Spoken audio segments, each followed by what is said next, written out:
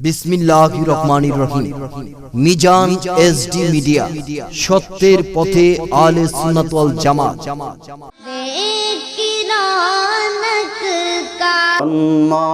আমার নবীর যুগে হলে কেমন হতো, জন্ম আমার নবীর যুগে হলে কেমন হতো। বলেন না, দুনয়নে রাসূল পাক দেখিলে কেমন হতো, জন্ম আমার নবীর যুগে হলে কেমন হতো। আল্লাহু আকবার বলেন। ও বাজান, কেমন নবীর উম্মত হইলাম জানেন? যেই নবী পৃথিবীর মধ্যে জান্নাতের ঘোষণা দিয়েছে। জান্নাতের ঘোষণা দিছে কি দিছে না? আদম থেকে ঈসা নবী কোন পয়গাম্বর জান্নাতের ঘোষণা দিতে? নবী আমায় ডেকে বলে, আবু বকর তুমি জান্নাতি, উমর তুমি জান্নাতি, উসমান তুমি জান্নাতি, আলী তুমি জান্নাতি, আব্দুর রহমান ইবনে আউফ তুমি জান্নাতি, আব্দুল্লাহ ইবনে মাসউদ তুমি জান্নাতি। এইভাবে একজন নয়, দুইজন নয়, তিনজন নয়, যাদেরকে বলা হয় আশারায়ে মুবাশশারা, আমাদের নবীজি এই জমিনের মধ্যে 10 জন ব্যক্তির শানে জান্নাতের ডিক্লার দিয়ে দিছে। চিন্তা করে বাজান দেখেন নবীজির মর্যাদা কত। আল্লাহ রসুল যারে জান্নাতের ঘোষণা দিছে, আল্লাহ বলেন, বন্ধু গো, আপনি ঘোষণা দিয়েছেন, আপনার ঘোষণাটাই সঠিক থাকবে, আপনার ঘোষণাটা আমি আল্লাহ মঞ্জুর করলাম। আরো বড় করে কোন সুবহান। হাদিস শরীফের মধ্যে বাজান এসেছে, আগে কিন্তু মুসলমানদের কিবলা ছিল বাইতুল মুকাদ্দাস। কোথায় ছিল? বাইতুল মুকাদ্দাস। মুসলমানেরা 17 থেকে 16 মাস বাইতুল মুকাদ্দাস মসজিদে কিবলা বানায়া নামাজ আদায় করেছে। নবী নিজেও সাহাবাদেরকে নিয়ে বাইতুল মুকাদ্দাস মসজিদকে কিবলা বানায়া 16 থেকে 17 মাস নামাজ পড়েছে। একদিন নবীজি আল্লাহর দরবারে ডেকে ডেকে বলেন, আল্লাহ গো, আমাদের কিবলা যদি বাইতুল মুকাদ্দাস না হইয়া খানায়ে কাবা হতো ভালো হতো। আল্লাহ বলে, বন্ধু গো, কিবলা পরিবর্তনের জন্য আমি আল্লাহর কাছে দরখাস্ত করেছেন, আমি আল্লাহ আপনার দরখাস্ত মঞ্জুর করলাম। কেমন নবীর উম্মত হইলাম। কোরআনের আয়াত, ফাওয়াল্লি ওয়াজহাকা শাতরাল মসজিদিল হারাম। ও বন্ধু, কিবলা পরিবর্তনের জন্য আমি আল্লাহর দরবারে দরখাস্ত করেছেন, এই মুহূর্তে আপনার দরখাস্ত মঞ্জুর করলাম। এখন থেকে আপনার জন্য, আপনার উম্মতদের জন্য খানায়ে কাবা কিবলা বানায়া দিলাম। আরো বড় করে কোন সুবহান। আমার বাবারা, বন্ধুরা, শুধু তাই নয়, গভীর মনোযোগ, সমস্ত নবী রাসূলদেরকে আল্লাহ যতগুলো নিয়ামত দিয়েছেন, সবগুলো নিয়ামত আল্লাহ আমাদের রাসূলকে দিয়েছেন। আল্লাহু আকবার বলেন। হাদিস শরীফের মধ্যে আসছে, আমাদের নবীজির আল্লাহ এমন কিছু নিয়ামত দিয়েছেন, যেই নিয়ামতগুলো আমার আল্লাহ অন্যান্য নবী রাসূলদেরকে দেন না। সুবহানাল্লাহ বলেন। গভীর মনোযোগ, সমস্ত নবী রাসূলদেরকে যত মুজিজা দিয়েছেন, যত নিয়ামত দিয়েছেন, সবগুলো নিয়ামত আল্লাহ আমাদের রাসূলকে দিয়েছেন। আর আমাদের রাসূলকে আল্লাহ স্পেশাল ভাবে এমন কিছু নিয়ামত দিয়েছেন, এমন কিছু মুজিজা দিয়েছেন, যেই নিয়ামতগুলো আল্লাহ কোনো পয়গম্বরদেরকে দেন নাই, শুধু এককভাবে আমাদের রাসূলকে দিয়েছেন। জানা দরকার আছে না নাই? জুরি বলেন, এমন কি নিয়ামত আল্লাহ আমাদের নবীরে দিছে, যে নাম লেখা রয়েছে আরশ আজিমের খুঁটির মধ্যে আল্লাহ নামের সাথে তার বন্ধুর নামটা লেখা রয়েছে। হযরত আদম নবী বলেন, জান্নাতের দিকে নজর করে দেখলাম, জান্নাতের প্রত্যেকটা স্তরের মধ্যে, জান্নাতের প্রত্যেকটা পিলারের মধ্যে, জান্নাতের প্রত্যেকটা খুঁটির মধ্যে আল্লাহর সঙ্গে তার বন্ধুর নামটা লেখা রয়েছে। আমার আল্লাহ দিছে আমার নবীর সম্মান, তোমাদের হিংসাই হবে কি? নবীর সাথে বেয়াদবি করলে আমল করলে হবে কি, আমার আল্লাহ দিছে আমার নবীর সম্মান। সুবহানাল্লাহ বলেন।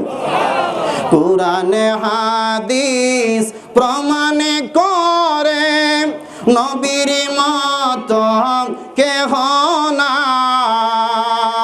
নবীর কণ্ঠের চেয়ে কণ্ঠ যদি কাহারু বেড়ে যায়, সব আমল হইবে বরবাদ, সব আমল হইবে বরবাদ।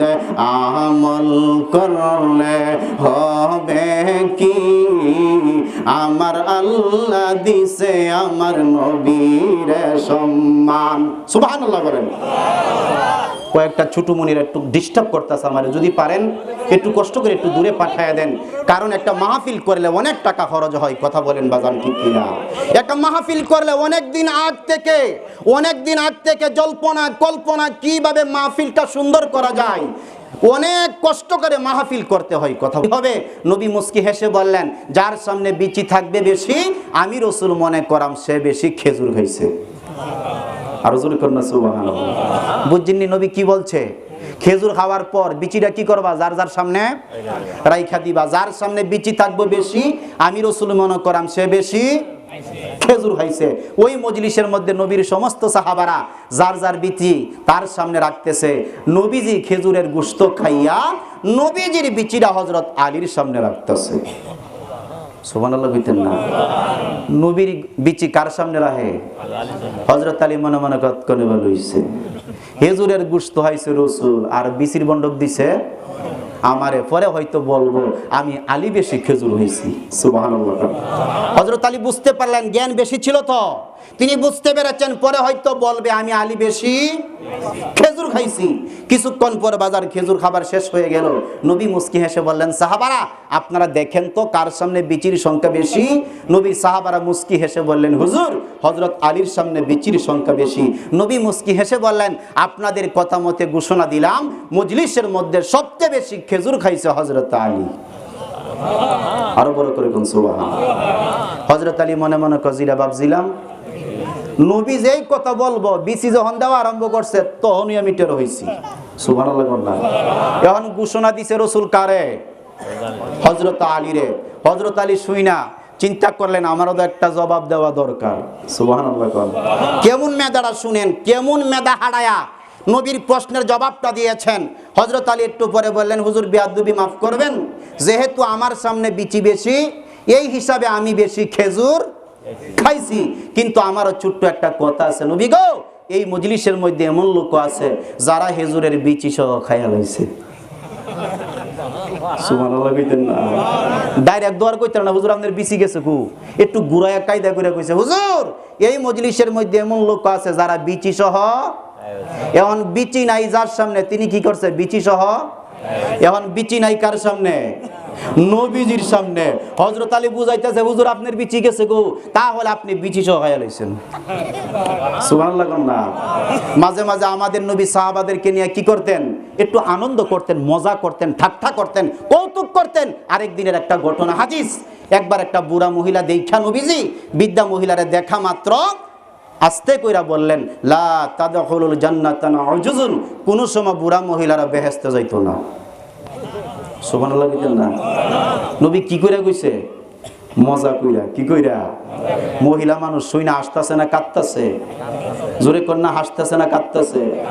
বৃদ্ধা মহিলা কান্দে, আহারে নবীজির কথা কোনোদিন মিথ্যা হতে পারে না, আমি বৃদ্ধা হয়ে গেলাম, হয়তো বৃদ্ধা হওয়ার কারণে আমি জান্নাতের মধ্যে যাব না। বৃদ্ধা মহিলারা হাউমার কান্না দেখে হযরত বেলাল রাদিয়াল্লাহু তাআলা আনহু দৌড়ে আসলেন। আয়েশা বললেন, মা কেন কাঁদেন গো মা? কারণটা জানতে চাই।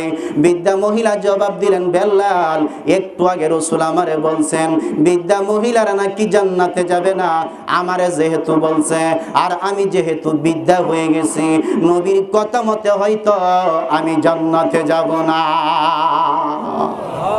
নবী যেহেতু আমার দেখা বলছে, অবশ্যই মনে আমি জান্নাতে হযরত বেল্লাল আবার জানতেন নবী মাঝে মাঝে আনন্দ করার জন্য কৌতুক কথা বলে থাকে, জোরে বলুন সুবহানাল্লাহ। হযরত বেল্লাল ডেকে ডেকে বললেন, মা গো কাইদেন না গো, মা কাইদেন না, বৃদ্ধা মহিলারা জান্নাতে যাবে কি যাবে না, এই খবরটা এই মুহূর্তে রাসূলের দরবারে যাব, এটার প্রশ্নের জবাব আপনার কাছে কিছুক্ষণের মধ্যে দেব। বৃদ্ধা মহিলা বললেন, যাও বেল্লাল রাসূলের দরবারে। হযরত বেল্লাল দৌড়ায় রাসূলের দরবারে গিয়ে বললেন, হুজুর একটু আগে যে আপনি একটা বৃদ্ধা মহিলারে বলেছিলেন বৃদ্ধা মহিলারা জান্নাতে যাব না, নবী গো মহিলাটা কাঁদতেছে, কান্না দেখে আমি বেল্লাল সইতে পারি নাই। ও নবীজি, বৃদ্ধা মহিলারা জান্নাতে যাবে না নাকি? আমি এসেছি এটার জবাব নেওয়ার জন্য। আপনার নবী আমার নবী মুস্কি হেসে বললেন, বেল্লাল রে, বৃদ্ধা মহিলার খবর নিতে আসছো ভালো কথা, তোমার খবর নিয়ে যাও। শুধু বৃদ্ধা মহিলা না, শুধু বৃদ্ধা মহিলা না, যারা নাকি কালো মানুষ তারা সহ আল্লাহর জান্নাতে যাবে না। ঝামেলা কমছে না বাড়ছে? কমছে না বাড়ছে? হযরত বেল্লাল গেছেন কি লাগিয়া? বুড়া মহিলার খবর আনতো। এখন হযরত বেল্লালে কমন হইয়া বইছে, কথা কোন ঠিক কিনা? হযরত বেল্লাল কালো আছেন না সুন্দর আছেন? মাশাআল্লাহ, কালো আছেন না সুন্দর আছেন? গতকাল মাহফিলে অর্ধেকে কইছে কালো, অর্ধেকে কইছে সুন্দর। আলহামদুলিল্লাহ, আপনারা সবাই তো বলছেন হযরত বেল্লাল কালো ছিল, হাবশী দেশে বাড়ি ছিল, উমাইয়ার একটা গোলাম ছিল, একটা হাবশী বেল্লাল যদিও ছিল কালো, আল্লাহ তার গলার কণ্ঠস্বরের মধ্যে একটা বড় নিয়ামত দিয়েছিল, জোরে বলুন সুবহানাল্লাহ। এইবার বৃদ্ধা মহিলা ওই দিক দিয়ে কাঁদতেছে, আর নবী যখন বললেন বেল্লাল কালো মানুষ সহ জান্নাতে যাবে না, এইবার হযরত বেল্লাল চোখের পানিগুলো ছেড়ে দিয়ে বলে, আহারে বৃদ্ধা মহিলার খবর নেওয়ার জন্য রাসূলের দরবারে এসেছিলাম, এখন দেখা যাইতেছে আমি বেল্লাল নিজেই জান্নাতে যাব না। বেল্লাল কইসলাম মহিলার খবর নিতাম, এখন তো দেখতেছি আমার খবর লই টানাটানি, সুবহানাল্লাহ না। হযরত বেল্লাল কান্দেন, ওই দিক দিয়া বৃদ্ধা মহিলাও কান্দেন। দুইজনের কান্না দেখিয়া কয়েকজন সাহাবারা দৌড়াইয়া বেল্লালের দরবারে আসলেন। বেল্লাল রে, কেন তুমি কান্দো? আমরা সবাই জানি রাসূল তোমারে অনেক ভালোবাসে, কেন তুমি কান্দো? তোমার মনে কি কষ্ট? হযরত বেল্লাল জবাব দিলেন, ও নবীজির আদরের সাহাবীরা, একটু আগে রাসূল বলছেন কালো রঙের মানুষ নাকি জান্নাতে যাবে না, আমার চেয়ে কালো মানুষ জমিনের মধ্যে খুব কম আছে, আমি হয়তো জান্নাতে যাব না, এই জন্য রাসূলের জবান থেকে শুনে আমি কাঁদতেছি। সাহাবারা দৌড়াইয়া গেলেন রাসূলের দরবারে, নবী গো, ও নবীজি, আপনি যাকে মসজিদের নববীর মুয়াজ্জিন বানাইছেন, নবী গো আপনার বেল্লাল কাঁদতেছে। বেল্লাল কেন কান্দে রাসূল জানে কি জানে না? বড় করে বলেন, জানে কি জানে না? আল্লাহর নবী ডাক দিয়া বলে, সাহাবারা রে, আমার আদরের বেল্লাল কোথায় বলো না আসার জন্য। সাহাবারা বেল্লালকে জবাব দিলেন, বেল্লাল আল্লাহর নবী তোমারে ডাকতেছেন যাবার জন্য।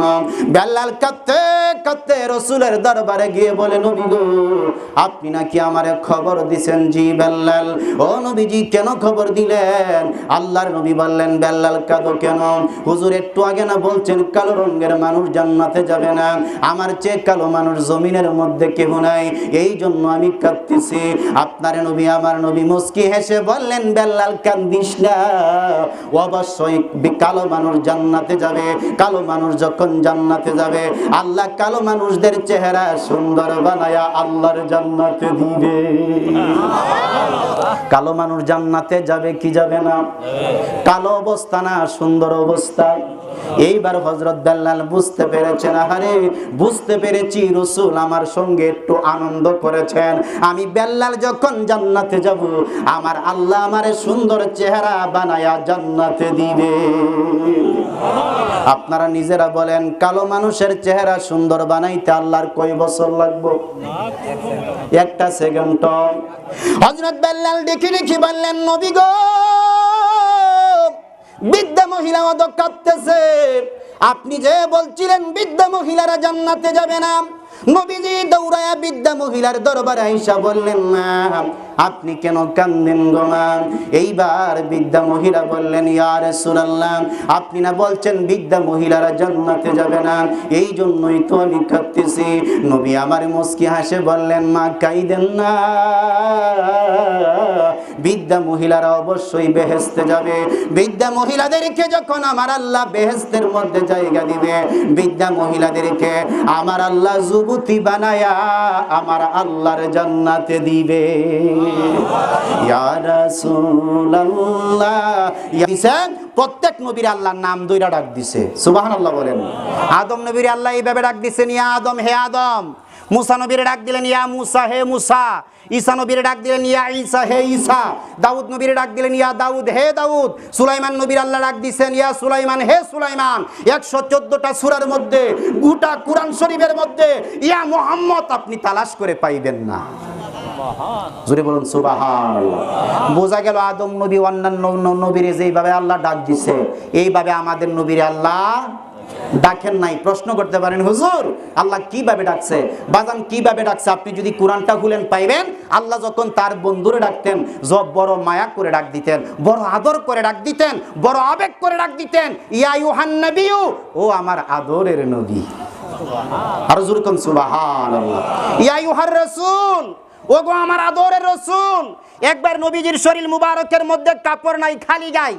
নবীজি খালি গায়ে দিয়া, খালি গায়ের মধ্যে একটা কম্বল গায়ে দিয়া বৈশা রইছে। আল্লাহ তার বন্ধুরে ডাক দেওয়ার দরকার। আল্লাহ কি বলে ডাক দিলেন? আল্লাহ বলেন, ইয়া আইয়ুহাল মুযাম্মিলু, ও আমার চাদরওয়ালা বন্ধু। আল্লাহ কি কইয়া ডাক দিছে? ইয়া আইয়ুহাল মুযাম্মিলু। 114টা সূরার মধ্যে একটা সূরা আছে সূরাতুল মুযাম্মিল। আল্লাহ বলেন, আমার বন্ধুরে আমি এইভাবে ডাক দিছি, ইয়া আইয়ুহাল মুযাম্মিলু, ও আমার চাদরওয়ালা বন্ধু। জোরে বলুন আল্লাহু আকবার। নবীর আল্লাহ ইয়া মুহাম্মদ ডাকতে পারতেন কি পারতেন না? ইচ্ছা করলে ডাকতে পারতেন কি পারতেন না? কিন্তু আল্লাহ কি করেন নাই? নাম ধরে ডাকেন নাই। নাম না ধইরা ডাক দিয়া বড় মায়া কইরা, ইয়া আইয়ুহান নবিয়্যু, ইয়া আইয়ুহার রাসূলু, ইয়া আইয়ুহাল মুযাম্মিলু, ইয়াসিন, তাহা, এইভাবে আল্লাহ তার বন্ধুকে বড় মোহাব্বত করে ডাক দিলেন। জোরে বলুন সুবহানাল্লাহ। নবীর কথাই মানলে যারা তারাই জান্নাতি বলেন, নবীর কথাই মানলে যারা তারাই জান্নাতি, না মানিয়া আবু জাহেল হইল দুজখী। কথা কোন ঠিক কিনা? নবীরে যারা মানছে তাদের লাভ হইছে না লস হইছে?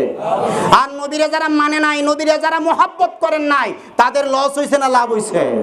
ও বাজান, বুখারী শরীফের হাদিস, কামেলের একটা হাদিস, লম্বা হাদিস। বুখারী শরীফের মধ্যে আসছে বাজান, বদরের যুদ্ধে মুসলমানদের সংখ্যা ছিল 313 জন, আর কাফেরদের সংখ্যা ছিল প্রায় 1000। সংখ্যা কার বেশি? কাফেরের সংখ্যা কত? প্রায় 1000। মুসলমানদের সংখ্যা কত? 313 জন।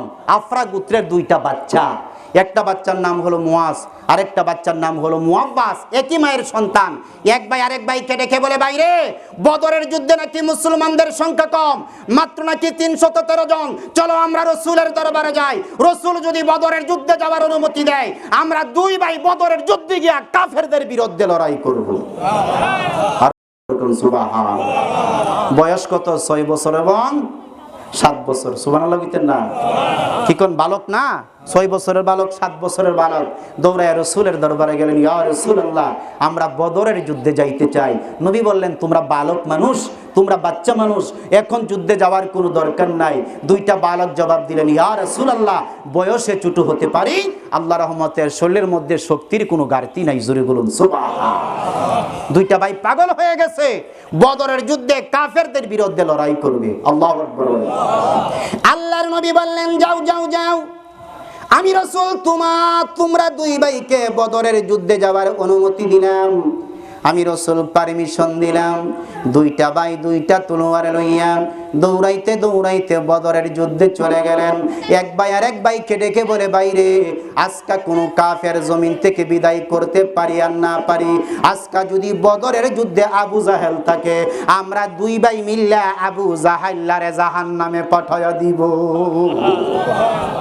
টার্গেট কেডা? ঘুমাই গেছেন আপনারা? টার্গেট কেডা? একটু মহব্বতে জিকির করেন, আল্লাহ আল্লাহ আল্লাহ লকাই সকন খানে গো মুর্শিদ লকাই সকন খানে ও মুর্শিদ লকাই সকন খানে মাশাআল্লাহ আমায় একটু দিও দেখা আসি আসপনে মারহাবা আমায় একটু দিও গো দেখা আসি আসপনে মাশাআল্লাহ সারা নিশি কাটাইব মধুরালা পনে গো মুর্শিদ মধুরালা পনে ও মুর্শিদ লকাই সকন খানে মাশাআল্লাহ কথা দাও আসিবা গরে গভীর রজনে মাশাআল্লাহ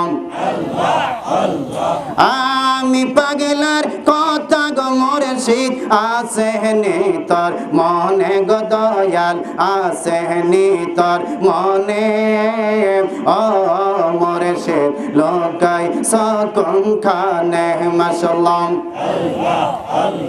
লা ইলাহা ইল্লাল্লাহু মুহাম্মাদুর রাসূলুল্লাহ সাল্লাল্লাহু আলাইহি ওয়াসাল্লাম জোরে জোরে বলি আল্লাহ বালক সিদ্ধান্ত নিলেন আজকে যদি বদরের মাঠে যাইতে পারি কোন কাফের জমিন থেকে খতম করতে পারি আর না পারি আজকে যদি আবু জাহেল্লা থাকে আমরা দুই ভাই মিলে আবু জাহেল্লাকে জমিন থেকে বিদায় করে দেব দুইটা বালক দৌড়াইয়া 313 জন মুসলমানদের সংখ্যা তাদের সঙ্গে গিয়া হাজির হয়ে গেলেন 313 জনের মধ্যে আল্লাহর নবী আব্দুর রহমান ইবনে আউফকে সেনাপতির দায়িত্ব দিয়েছিলেন সুবহানাল্লাহ বলেন সেনাপতি বাজান কি বুঝেননি অর্থাৎ যুদ্ধের পরিচালনা যিনি করবেন উনাকে বলা হয় সেনাপতি আব্দুর রহমান ইবনে আউফ ডেকে ডেকে বলেন আমি নজরে করে দেখলাম 313 জনের পাশে কচি কচি দুইটা বাচ্চা মুসলমান যোদ্ধাদের সামনে হাজির হয়ে গেছে আব্দুর রহমান ইবনে আউফ আশ্চর্য হয়ে গেলেন সর্বনাশ বাবারা তোমাদের বাড়ি কোথায় তোমাদের পরিচয় কি কে তোমাদেরকে বদরের মাঠে আসার অনুমতি দিয়েছে তোমরা বালক মানুষ তোমাদের বয়স কম আব্দুর রহমান আউফ বলেন এই কথা বলার পর দুইটা বাচ্চা মুস্কি হাসা শুরু করছে আব্দুর রহমান ইবনে আউফ ডেকে ডেকে বললেন বাবারা তোমরা বালক মানুষ বাড়ির মধ্যে চলে যাও তোমরা শহীদ হয়ে যাইতে পারো দুইটা বালক চোখের পানিগুলো ছেড়ে দিয়ে বললেন চাচাজি গো এই দুনিয়া থাকার জায়গা না ইচ্ছা করলেও থাকতে পারবো না শহীদ হলে অসুবিধা কোথায় আমরা যদি জমিনের মধ্যে জিহাদের ময়দানে শহীদ হয়ে যাই বিনা হিসাবে আল্লাহর জান্নাতে যেতে পারবো কারণ শহীদ হলে জান্নাতে যাওয়া সহজ সুবহানাল্লাহ বলেন আব্দুর রহমান ইবনে আউফ ডেকে ডেকে বললেন বাবারা কে তোমাদেরকে বদরের ময়দানে আসার পারমিশন দিলাম কার অর্ডার লয়া তোমরা বদরের মাঠে আসছো দুইটা বাচ্চা মুস্কি হেসে বললেন চাচা গো অনুমতি দিয়েছে আল্লাহর বন্ধু রহমাতুল লিল আলামিন অনুমতি দিছে গেলা আল্লাহর বন্ধু রহমাতুল লিল আলামিন আব্দুর রহমান ইবনে আউফ বলেন যখন শুনলাম নবী অনুমতি দিয়েছে আমি আর বাড়িতে যাওয়ার জন্য বলি নাই কারণ যেই জায়গার মধ্যে রাসূলে আসার অনুমতি দিয়েছে আমি যদি তাদেরকে বাড়ির মধ্যে পাঠায় দেই বড় বিয়াদবি হবে সুবহানাল্লাহ বাজান জমিনের মধ্যে কিছু কিছু দরবার আছে বিয়াদবি চলে না আছে না নাই আছে এক নম্বর হলো রাসূলের দরবার দুই নম্বর হলো মা বাবার দরবার গতকাল মাহফিলে এই কথাটা বলেছিলাম এক নম্বর রাসূলের দরবার দুই নম্বর মা বাবার দরবার তিন নম্বর ওলি আল্লাহর দরবার আল্লাহর ওলিদের সঙ্গেও কোনো বেয়াদবি চলে না মা বাবার সঙ্গেও কোনো বেয়াদবি চলে না কিছুদিন আগে খানায়ে কাবার একজন ইমামকে প্রশ্ন করা হলো কিভাবে আপনি খানায়ে কাবার ইমাম হয়েছেন? হুজুর চোখের পানিগুলো ছেড়ে দিয়ে বললেন, আমার মায়ের দুয়ারে বরকতে আমার আল্লাহ খানায়ে কাবার ইমাম বানায়া দিছে। আরো বড় করে কোন সুবহানাল্লাহ। আব্দুর রহমান ইবনে আউফ চিন্তা করলেন, যেই জায়গার মধ্যে রাসূল আসার অনুমতি দিয়েছেন, আমি যদি বাড়িতে পাঠায় দেই বড় বেয়াদবি হবে। আব্দুর রহমান ইবনে আউফ ডেকে ডেকে বললেন, বাবারা খবরদার, সামনে বাড়ার কোনো দরকার নাই, যেহেতু রাসূল তোমাদেরকে আসার অনুমতি দিয়েছেন, আমি আর বাড়িতে যাওয়ার কথা বলবো না। তোমরা একটু সাবধানে থাকবা, হয়তো শত্রু তোমাদের উপরে আক্রমণ করতে পারে। দুইটা বালক মুস্কি হেসে বললেন, চাচা গো, একটু হেল্প করতে পারবেন নি? একটু সহযোগিতা করতে পারবেন নি? আব্দুর রহমান ইবনে আউফ ডেকে ডেকে বললেন, আমি হইলাম মুসলমানদের সেনাপতি, আমি আজকাল জিহাদের ময়দান নেতৃত্ব দিব। আমি যদি তোমাদেরকে সহযোগিতা না করি, কে সহযোগিতা করবে? দুইটা বালক ডাক দিয়া বললেন, চাচা গো, এই বদরের ময়দানে আবু জাহেল আসেনি, একটা নজর দেখায়া দেন। আমরা দুই ভাই পরামর্শ করেছি, আমরা দুই ভাই তার কাছে শহীদ হইব, আর না হয় তারে আমরা জমিন থেকে বিদায় করে দিব। নারে তাকবীর, নারে রিসালাত, ওয়াজ মাহফিল, ওয়াজ মাহফিল। কষ্ট হইতাছে আমার বাবারা, বন্ধুরা, গভীর মনোযোগ। আব্দুর রহমান ইবনে আউফ বলেন, কচি কচি দুইটা বালকের কথা শুনে আমি আশ্চর্য হয়ে গেলাম। আমরা 313 জন, আর কাফেরদের সংখ্যা কত? জোরে বলেন কত? কাফেরদের সংখ্যা 1000, মুসলমানদের সংখ্যা মাত্র 313 জন। আব্দুর রহমান ইবনে আউফ বলেন, বাবারা কি বলতেছো? দুইটা বালক বললেন, চাচা আমরা ঠিকই বলছি।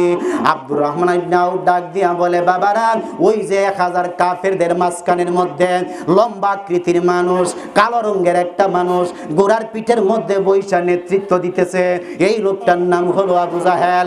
এক ভাই আর এক ভাই কিডি কি বলে, বাইরে এই জায়গার মধ্যে দাঁড়ায়া থাকলে কিছুক্ষণ পর আবু জাহেল বদর সাইরা বাড়ির মধ্যেও চলে যাইতে পারে। বাইরে আমরা আর দেরি করব না, আমরা চলো একটা কাজ করি, কাফেরদের মাঝখান দিয়া নিচু হইয়া, যেহেতু আমরা বালক মানুষ, আমরা যখন আর নিচু হয়ে যাব কাফেররা টের পাইবে না। আমরা কাফেরদের মাঝখান দিয়া যাইতে যাইতে আস্তে আস্তে আবু জাহেলের গোড়ার পাশে চলে যাব। দুইটা ভাই অত্যন্ত সাবধানে কাফেরদের মাঝখান দিয়া আবু জাহেলের গোড়ার পাশে চলে গেলেন। ছোট ভাই বড় ভাইকে ইশারা দিলেন, ভাই আপনি আগে তরবারি চালাইবেন না, আমি আগে চালাবো। বড় ভাই বললেন, তুমি বলো না কি করবা? ছোট ভাই ডেকে ডেকে বলে, ভাইয়া আমার চাইতে আপনি হলেন 1 বছরের বড়, আমার চাইতে আপনার শরীরের মধ্যে শক্তিও হয়তো বেশি, আপনি আগে তরবারি চালান, আপনি আগে আবু জাহেলের উপরে আক্রমণ করেন, আপনি আগে তারে জমিন থেকে ফালানের ব্যবস্থা, গোড়া থেকে জমিনের মধ্যে ফালাইবার ব্যবস্থা করেন। আপনি যদি তলোয়ার চালান গো ভাইয়া, আপনার আঘাতে যদি সে জমিন থেকে বিদায় না হয়, আমি আপনার ছোট ভাই তলোয়ারটা রেডি রাখবো, আমি সাথে সাথে তলোয়ারটা চালায়া দিব। আরো বড় করে বলুন সুবহান। বড় ভাই তলোয়ারটা লইয়া 7 বছরের বালক আল্লাহু আকবার বলিয়া তলোয়ারটা লইয়া লাফ মারলেন, উকি মারলেন। এই তলোয়ারের আঘাতটা আবু জাহেলের পায়ের মধ্যে লাগলো। পায়ের মধ্যে লাগার সাথে সাথে গোড়া থেকে আবু জাহেল ডিগবাজি হাইয়া বদরের জমিনের মধ্যে পড়ে গেছে। ছোট ভাইটা তলোয়ারটা লইয়া বাজান শতবার সতর্ক ছিলেন। আবু জাহেল যখন জমিনের মাঠে পড়ে গেছে, ছোট ভাই তলোয়ার চালাইয়া দিলেন। গোটা বদরের ময়দানে খবর হয়ে গেছে 6 বছরের বালক এবং 7 বছরের বালক দুই ভাই মিল্লা আবু জাহেলকে জমিন থেকে বিদায় করে দিছে। আমার দয়ালি নবী মায়ারে নবী আসেন মদিনায়, আমার দয়ালি নবী মায়ারে নবী আশিকেরা যাইতে চাই সোনার মদিনায়, আশিকেরা যাইতে চাই সোনার মদিনায়, আমার দয়ালি নবী মায়ার নবী আসেন মদিনায়, আমার দয়ালি নবী মায়ার নবী। এই পৃথিবী যার হাতিরে বানাইছে আল্লাহ, তিনি হলেন সবার আদি নবী মুস্তাফাই। বলেন তিনি হলেন সবার আদি নবী মুস্তাফাই। এই পৃথিবী যার হাতিরে বানাইছে আল্লাহ, তিনি হলেন সবার আদি নবী মুস্তাফাই। যার হাতিরে দয়াল আল্লাহ, যার উসিলাই দয়াল আল্লাহ দুনিয়া সাজায়। আমার দয়ালি নবী মায়ার নবী আছেন মদিনায়, আমার দয়ালি নবী মায়ার নবী। দুই ভাই মিল্লা আবু জাহিল্লারে বাজান কি করছে? গোড়া থেকে বদরের মধ্যে পাঠায় জমিনের মধ্যে ফালাইয়া দিছে। এই মন কি নবীজির দরবারে খবর চলে গেছে, ও নবীর ও দয়াল নবীজি, মুআজ এবং মুআব্বাস দুইটা বালক আবু জাহেলকে গোড়া থেকে বদরের জমিনের মধ্যে ফালাইয়া দিছে। নবীজি খবরটা শুনিয়া বড় আনন্দিত হয়ে গেছে। আল্লাহু আকবার বলেন। কারণ বাজান আবু জাহেল নবীর দুশমন ছিল না, শত্রু ছিল না, কি বন্ধু ছিল? কেমন শত্রু ছিলেন জানেননি গো আব্বুজি?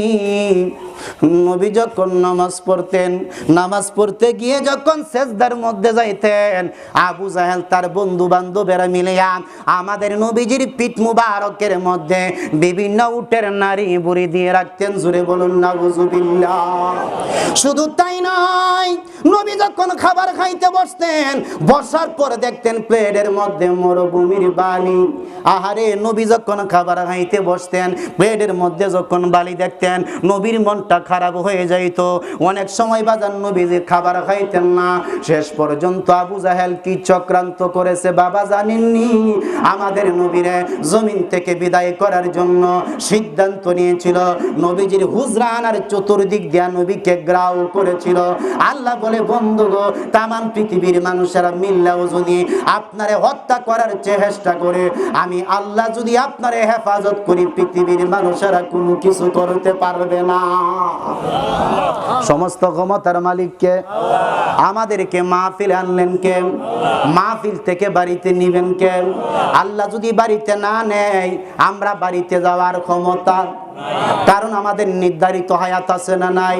আল্লাহ বলেন, ফাইদা জা আজালাহুম লা ইস্তাখিরুনা সাআতাও ওয়া লা ইস্তাকদিমুন।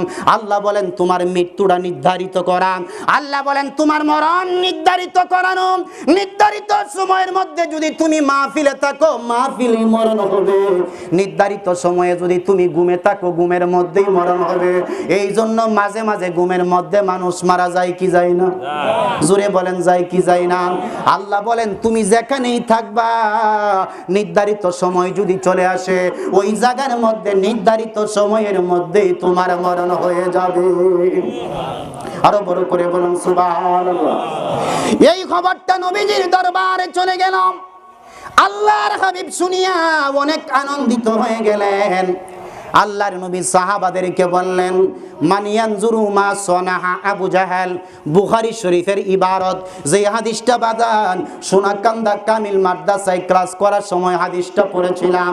আল্লাহর নবী বলেছিলেন, মানিয়ানজুরু মা সনাহা আবু জাহেল, তোমাদের মধ্যে কে আছো এই মুহূর্তে বদরের মধ্যে যাইবা, বর্তমানে আবু জাহেলের অবস্থাটা কি পর্যবেক্ষণ করে আসবা। নবীর একজন সাহাবী নবীর পাশে ছিলেন। ওই সাহাবীর নাম হলো আব্দুল্লাহ ইবনে মাসউদ রাদিয়াল্লাহু তাআলা আনহু।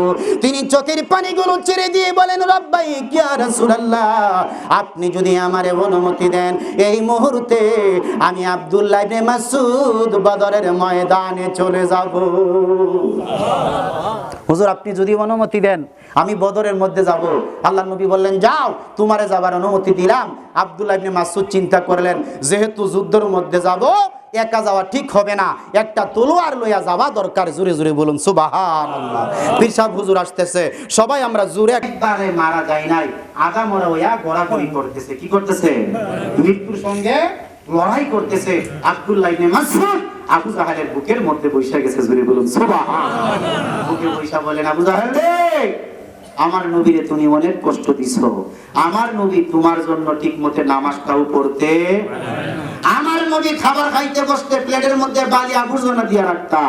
আমার নবীকে হত্যা করার ষড়যন্ত্র করেছো, আমি আব্দুল্লাহ ইবনে মাসউদ তোমার পিঠের মধ্যে বুকের মধ্যে বসে গেছি, তোমার শরীর থেকে কল্লাটা লইয়া আমি রাসূলের দরবারে হাজির হয়ে যাব। আবু জাহেল বলেছিল, আব্দুল্লাহ ইবনে মাসউদ, দুইটা বাচ্চার হাতে যে আমি জমিনের মধ্যে পড়ে যাব, আমি কোনোদিন কল্পনাও করি নাই। শেষ পর্যন্ত লম্বা ঘটনা, আব্দুল্লাহ ইবনে মাসউদ কি করলেন, আবু জাহেলের শরীর থেকে কল্লাটা আলাদা করলেন, আলাদা করে আবু জাহেলের চুল ধুইয়া আবু জাহেলের কেল্লাটা লইয়া নবীজির সামনে হাজির করলেন। আল্লাহর হাবিব চেহারাটা দেখা আসমানের দিকে তাকায় একটা মুস্কি হাসি দিলেন, জোরে বলুন সুবহানাল্লাহ। বাজান, এই দুনিয়া থাকার জায়গা না, কথা বলেন ঠিক কিনা? দুনিয়ার মধ্যে সবচেয়ে বড় সম্পদ হলো ঈমান, কথা বলেন ঠিক কিনা? সবচেয়ে বড় সম্পদ কি? ঈমান। এবং সবচেয়ে বড় সম্পদ হলো আমল, এবং সবচেয়ে বড় সম্পদ হলো নবীজির মহব্বত। এরপরে সবচেয়ে বড় মহব্বত হলো, সবচেয়ে বড় আমল হলো আল্লাহর ওলিদের সহবতে থাকা, কথা বলেন ঠিক কিনা? আপনাদের কিসমত ভালো, আমার প্রিয় মুর্শিদ আপনাদের এখানে এসেছেন, মাহফিলটার আয়োজন যারা করেছেন, আল্লাহ যেন আয়োজনটা কবুল করেন, সকলে বলে আমিন। আজকের এই মাহফিলে যারা টাকা দিয়ে, পয়সা দিয়ে, বুদ্ধি দিয়ে, পরামর্শ দিয়ে, শ্রম দিয়ে যারা শারীরিকভাবে সহযোগিতা করেছেন, আল্লাহ যেন সকলের সহযোগিতাগুলো কবুল করেন, আমরা সকলে বলি আমিন। বাগান, আমার বাগানে আমার নিয়ে এসেছে, জানি না আপনারা আমার কথাগুলো কতটুকু বুঝতে পেরেছেন। আমার বাড়ি কিন্তু নবীনগর, জগন্নাথপুর গ্রামের নাম। তো আমার আলোচনা শুনে কেউ যদি কষ্ট পেয়ে থাকেন আমাকে ক্ষমা করে দিবেন, হয়তো রিজিক থাকলে আবার আসবো, কথা বলেন ঠিক কিনা? কারণ রিজিকের মালিক আল্লাহ। আপনাদের সকলের কাছে দোয়া চাই, বিশেষ করে আমার বাজানের নিকট প্রাণ ভরে মন ভরে দোয়া চাই, আপনাদের সকলের কাছে দোয়া আছে। এখানে আমি আলোচনাটা সমাপ্ত করলাম। ওমা আলাইনা ইল্লাল বালাগ। আসসালামু আলাইকুম ওয়া রাহমাতুল্লাহি ওয়া বারাকাতুহু। আমাদের ইউটিউব চ্যানেলটি সাবস্ক্রাইব করে আমাদের সাথে থেকে পাবেন বিভিন্ন সুন্নি পীর মাশায়েখদের ওয়াজ ও গজল। আমাদের ভিডিওটি ভালো লাগলে লাইক, কমেন্ট এবং ইসলামের ও সুন্নিয়তের প্রচারের স্বার্থে বেশি বেশি শেয়ার করুন। ধন্যবাদ।